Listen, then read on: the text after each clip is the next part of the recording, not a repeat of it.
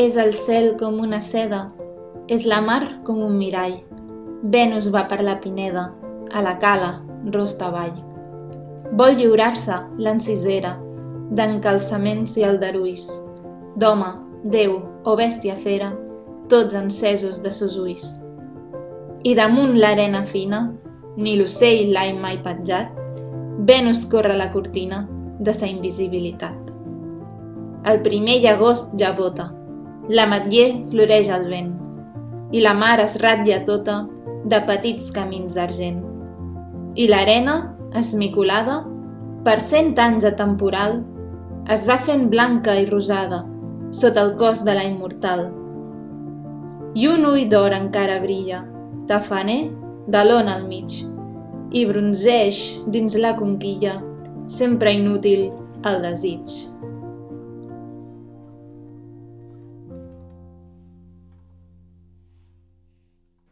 Benvinguts a la secció de les estampes. Comencem amb el primer poema de la secció, Venus, que és un poema on s'introdueix la primavera. I veiem la deessa Venus, que és la deessa de l'amor, la bellesa i la fertilitat, baixant per una cala, quan el sol tènue del capvespre encara és present. Si ens fixem en l'estructura, la mètrica i la rima del poema, veiem que són 6 quartets amb una mètrica regular, de 7 síl·labes, per tant versos heptasíl·labs, de rima consonant, que alternen entre versos masculins i femenins. El tema del poema és aquesta perfecció de la natura. A més, durant tot el poema trobem la idealització de la dona amb un pretext ben senzill. Una dona es despulla i s'estira a la sorra. És la deessa. Aquesta deessa està sola i fuig de la mirada lasciva dels homes que la miren amb desig. Les 3 primeres estrofes ens representen la primera estampa, una platja mediterrània. El poema comença explicant que veu el cel com una seda i el mar com un mirall, i després introdueix a Venus anant cap a la cala, on finalment desapareix. La natura es presenta calmada, serena i idealitzada. Per tant, aquí ja veiem que són valors del noucentisme. A la quarta estrofa ens indica que la primavera arriba perquè salta un insecte, l'ametller floreix i es veu la brisa del mar per sobre l'aigua. A la cinquena estrofa ens parla de la sorra, feta miques per tots els anys que té i que va agafant una tonalitat blanca i rosada per on passa de Venus. Per últim, veiem la presència del sol, que encara no s'ha post. Carner utilitza una metàfora per a referir-se al sol, aquest ull d'or. I per últim, veiem 2 personificacions, la de la deessa, en forma humana, i la del sol, quan es refereix a ell com un tafaner.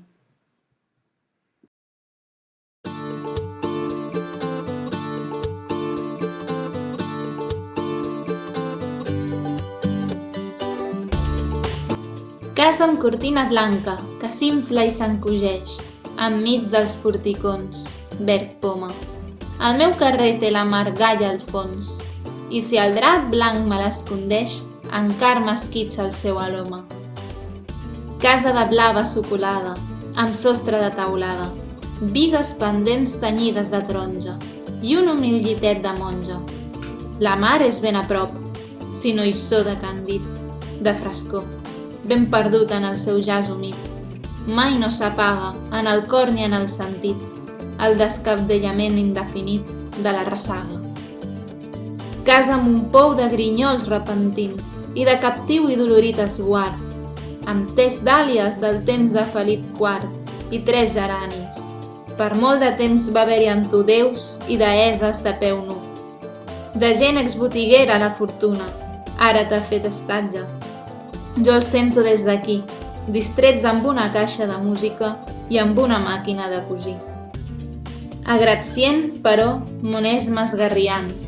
Jo de l'eixida veig en el mur esclatant, xarxes i rems i un tros d'antena, escàpol d'un naufragi, plantat com una ofrena, i pesca d'ara que regala, exquisides colors de peixos ignorats, mirallejant per tots els costats, i dins un vell tupí, 7 lliris d'una cala.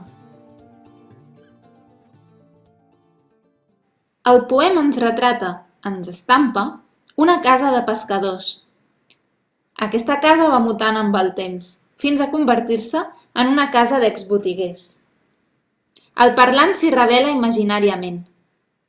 Aquí veiem, doncs, com el poeta contempla aquell paisatge, aquella casa. La diversitat de tons revela una triple actitud del poeta davant de la vida o el món extern. O els descriu tal com són, imperfectes, o crea un món simbòlic al voltant d'ells. El realisme i la visió imaginària, doncs, es confonen en aquest poema. Ell té una visió poètica de la casa vora el mar. El prestigi de la seva antiga destinació és entelat per la gent que ara l'habita. Carner descriu la realitat amb humor, redimint-la. És com un somriure graciós, il·luminant un rostre imperfecte i bell. En l'humor hi ha la compensació de la bellesa que manca a la realitat que s'evoca. La bellesa conviu amb aspectes de la realitat que abans haurien estat exclosos dels seus versos.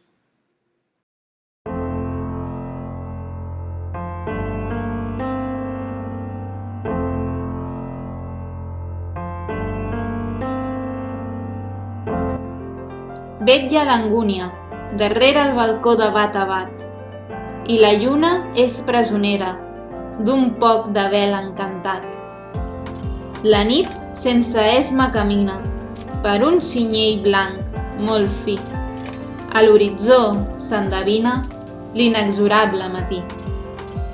Com el falciot de dia, ara només fa sa via la ratapinyada, car no es mou la pineda clara i cap fulleig no despara el vast llençol de la mar. Aquí, el tema del poema és la quietud de la nit de lluna plena abans del moment de l'alba, trencada pel batec d'un ratpenat. Si ens fixem en la mètrica, trobem versos heptasíl·labs d'art menor amb rima consonant. La forma del poema és un sonet, presenta 2 quartets i 2 tercets. A la primera estrofa hi ha algú despert a l'habitació darrere del balcó i potser passa angúnia per la calor que fa. Es parla de la boirina que amaga la lluna. En la segona, la nit avança instintivament i ho compara amb un cinturó blanc molt fi. S'està apropant al matí. En la tercera estrofa, al matí surten els ocells i a la nit surten els ratpenats. A la quarta estrofa no es mou cap fulla i el llençol està quiet i no es belluga perquè en una nit així ningú no hi fa cap bogeria.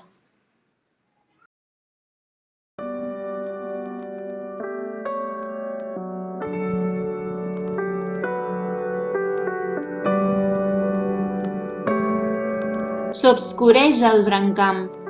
L'aigua divina s'ha trasbalsat misteriosament. El cel es va esmortint, l'aire és planyent. L'aigua em fa por, botzina que botzina. Oh, qui sap quines coses endevina, dardant l'esguard en aquest trist moment que una mica de sang del cel rogenc fonguent-se fosca que com serp camina. Ja de llavors ençà m'aparca crida, el dia, fill dilecte de la vida, que s'entela d'un hàlit taciturn. Veig l'ull negre de l'aigua entre les branques, el dia, que té encara espatlles blanques, mig cos enfonsa en el xipoll nocturn. Si ens fixem en la mètrica, trobem una única estrofa de 14 versos decasíl·labs, d'art major i rima assonant, masculina i femenina. Aquí ens trobem amb un pretext. Ens explica, el poeta, la caiguda de la llum, per donar un peu al tema del poema, que és la por i la solitud. El parlant observa la posta de sol sobre el mar, entre dos arbres, i veu com el dia va passant i finalment arriba la nit, com si fos obra d'un embruix. L'autor juga amb la llum i la fosca. És com si la fosca enyorés el dia. Recordem que Carner humanitza la natura. Aquí trobem una antítesi. El dia, que encara espatlles blanques, mig cos enfons en el xipoll nocturn. Estem davant d'un paisatge impressionista. És un poema molt pictòric, plàstic i auditiu. El poeta no és mai el protagonista del poema. Ell és l'espectador, i aquí veiem la fal·làcia patètica. És un moment de tristesa i soledat.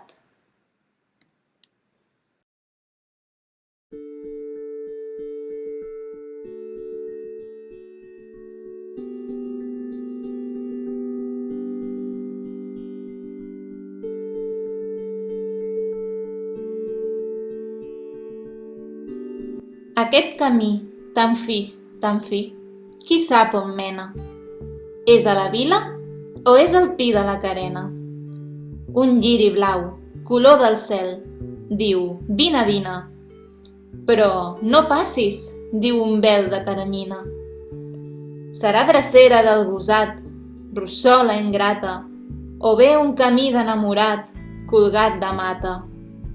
És un recer per a dormir qui passi pena? Aquest camí tan fi, qui sap on mena? Qui sap si trist o somrient acull a l'hoste? Qui sap si mor sobtadament sota la brosta? Qui sabrà mai aquest camí a què em convida? I és camí incert, cada matí, n'és cada vida. El poema és una reflexió sobre els camins que un pot escollir a la vida i es pregunta quin és el correcte. El poema acaba dient que no es pot saber el destí de cada camí. Si ens fixem en la mètrica, trobem 3 estrofes de 8 versos i la rima consonant. Rimen els parells amb els parells i els imparells amb els imparells. El tema és la incertesa de la vida. La vida comporta constants eleccions que ens porten cap a camins diferents. Totes les vides són incertes. A la primera estrofa hi trobem la introducció. El poeta se situa davant del camí. Està mig perdut. I se li obre al davant una espècie d'alternativa. Aquest és el símbol de la vida. No sap on el durà aquest camí. I doncs s'enfronta a un dilema. Mentre un lliri blau, color del cel, suggereix la calidesa i la noblesa i l'invita a tirar endavant, un vel de teranyina, que representa l'engany, el pretén dissuadir. En la segona estrofa, el caminant s'enfronta als dubtes de l'estampa del camí. Pensa que el camí amable pot ser també un parany. En la tercera estrofa, Carner canvia les preguntes, però no el contingut. Comencen amb l'anàfora «qui sap» o «qui sabrà». El camí acull l'hoste, però el caminant indecís no sap si serà amb tristesa o alegria. Apareixen diverses personificacions al llarg del poema i el poeta esdevé el caminant.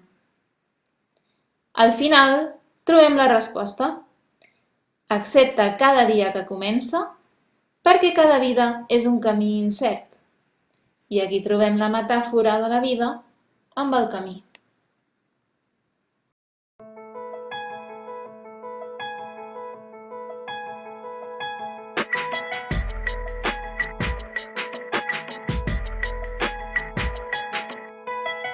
Allí dalt de la muntanya tot el bé de Déu hi tinc. Les roses de 4 en 4 i els clavells de 5 en 5. L'estimada a la finestra, l'ovella amb l'escallarín. Per rellotge, el sol que toca, a cada hora un greny de frau. El pollancre per la fressa i l'alzina per la pau. I per gaudi, cada núvol alt estès com una nau. Per jaç d'or, una pallissa, per llumenera, un estel, per finestra que no es tanca, un retall tot blau de cel, i per criats que em despertin, un quic-criquic i un vel.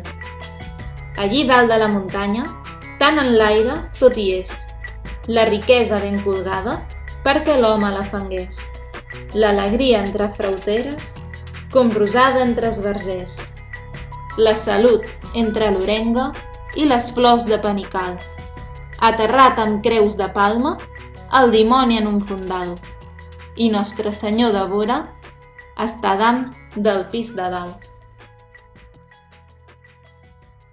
En l'últim poema que analitzarem de la secció, trobem tota la secció de les estampes resumida. El poema comença amb una corranda del segle XIX, rescatada pels estudiosos de la cultura popular. Si ens fixem en l'estructura i la mètrica del poema, veiem que compta amb versos heptasíl·labs. El poema explica la natura que està al servei de l'ésser humà. És una natura perfecta i només s'ha de saber veure, apreciar-la. De la primera a la tercera estrofa trobem la natura com un bé de Déu i moltes enumeracions. La natura ho és tot, la idealitza, l'extreu de la vulgaritat i ens fa veure allò que no veuríem a simple vista. La quarta i la cinquena es reprèn la tornada del principi i ens arriba la idea de que quan més amunt, més pur. Per tant, participa del tòpic que la terra alta és la terra pura i valora positivament aquest espai. Explica raonadament, de forma noucentista, que la natura és per l'ésser humà i que treballant-la tindrem la riquesa, per tant, que s'ha de conrear el fruit. Nostre Senyor és el veí de dalt i la fe ens salva. Per tant, això és la neutralització de l'angoixa i el patiment.